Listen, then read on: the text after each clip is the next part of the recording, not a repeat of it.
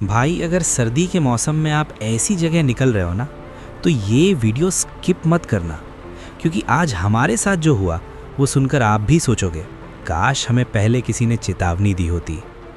आज सुबह सब कुछ नॉर्मल लग रहा था, लेकिन जैसे जैसे गाड़ी आगे बढ़ती गई, कोहरा इतना घना होता चला गया कि सामने 5 कदम भी दिखाई नहीं दे रहा था।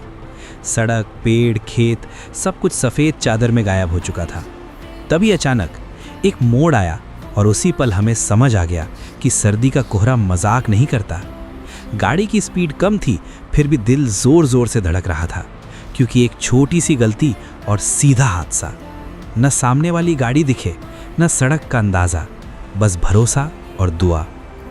उसी वक्त एक भारी गाड़ी अचानक सामने से निकली। बस कुछ सेकंड का फ़र्क था। अगर ज़रा सी भी देरी होती तो आज ये वीडियो शायद बन ही नहीं पाता। तभी हमें समझ आया, सर्दी के मौसम में कोहरा सिर्फ ठंड नहीं, ये सीधी चेतावनी होता है।